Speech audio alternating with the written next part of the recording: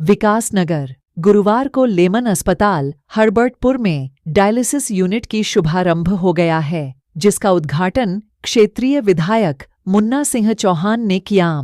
इस सुविधा के प्रारंभ होने से पछुवादुन सहित आसपास क्षेत्रों के मरीज लाभान्वित होंगे। अब मरीजों को डायलिसिस के लिए देहरादून अथवा अन्य स्थानों पर चक्कर नहीं लगाने पड़ेंगे, जिससे मरीजों के समय की बचत होगी। शुरुआत में एक साथ 3 मरीजों का डायलिसिस एक साथ प्रतिदिन 9 से 10 मरीजों को सुविधा मिल पाएगी। भविष्य में आवश्यकता को देखते हुए उक्त सुविधा में वृद्धि की जाएगी। ये सुविधा बहुत ही किफ़ायती दरों तथा प्रधानमंत्री आयुष्मान योजना के अंतर्गत निःशुल्क उपलब्ध होगी। इस मौके पर डॉक्टर मैथ्यू से म्यूऑल चिकित्सा अधीक्षक, डॉक्टर शमुएल बर्नाबास वरिष्ठ सर्जन, डॉक्टर डेनियल डॉ राजकुमार, डॉक्टर उत्तम महापात्र, डॉ अजीत मैथ्यू, डॉक्टर एनी डॉ विनोद प्रशासक, थॉमस कोरिया, शैलेंद्र घोष, रॉबर्ट कुमार, सिस्टर भारती महापात्र, जिला पंचायत सदस्य प्रशांत जैन, ग्राम प्रधान प्रवीण कुमार, विपुल जैन, अनिरुद्ध कुमार सहित समस्त व एवं प्रबुद्धजन मौजूद रहे। बड़ा हर्ष का विषय है कि आपके हॉस्पिटल में डायलिसिस की सुविधा उपलब्ध होती है, क्या करते हैं? हमारे लिए हर्ष और गर्व का दोनों ही एक अवसर है।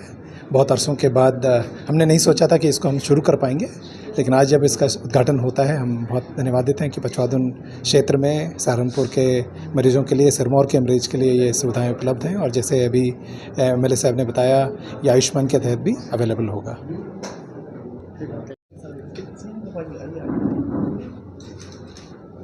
डॉक्टर साहब पे ध्यान रखिए ज़्यादा, मैं तो यहीं मिलूँगा।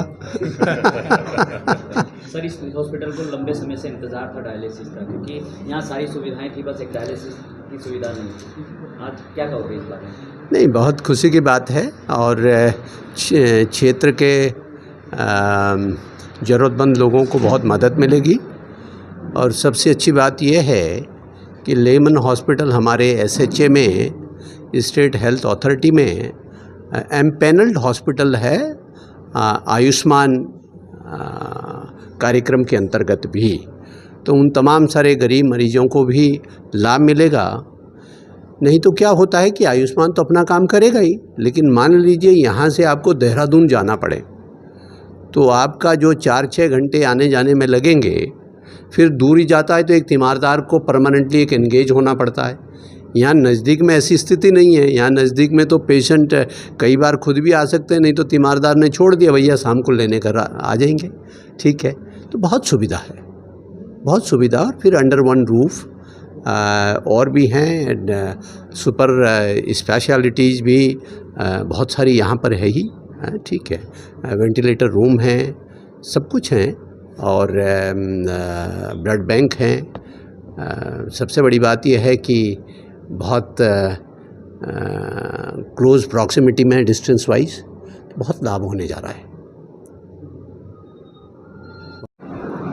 सर, आज से डायलिसिस लगभग शुरू होने वाली है। अच्छा। और क्या लगता है आपको, एक दिन में आप कितने मरीज तक इसमें सुविधा पाएगी? सर डिपेंड ऑन पेशेंट कि how much patient are attend.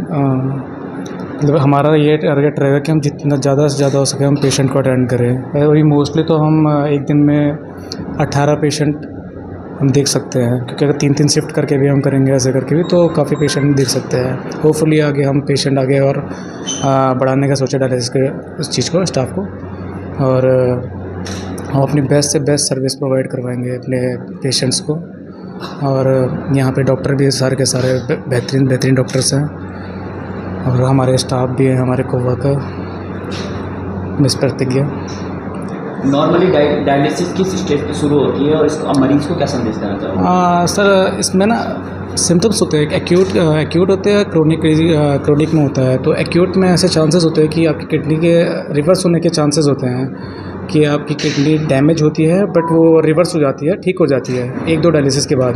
But जो क्रोनिक केसेस होते हैं, क्रोनिक केसेस में ऐसा होता है कि आपको कंटिन्यू डायलिसिस में रहना पड़ेगा, या तो फिर आपके पास एक ऑप्शन और बचता है कि आप किडनी ट्रांसप्लांट करें। बट उसमें मोस्टली डॉक्टर अवॉइड्स करते हैं, क्योंकि कभी किसी का ऐसा होता है फैमिली मेम्बर्स का इशू हो जाता है, कोई या किडनी ब्लड ढंग से मैच नहीं कर रहा है, या बहुत से सिम्टम्स आ जाते हैं, बहुत से कैजुअलिटीज़ हो सकती है। तो मेनली हमारा तब ये रहता है कि हम डायलिसिस में ही आगे पेशेंट को बढ़वाएं।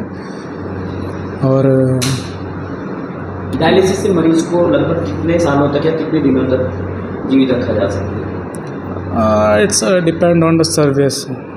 आप कैसी, आपकी सर्विसेज कैसी हैं। अगर आपकी बेस्ट सर्विस है, आपके डॉक्टर अच्छे हैं, आपके नेफ्रोलॉजिस्ट अच्छे हैं, तो प्रोबेबली 20 to 25 ईयर्स एक पेशेंट को।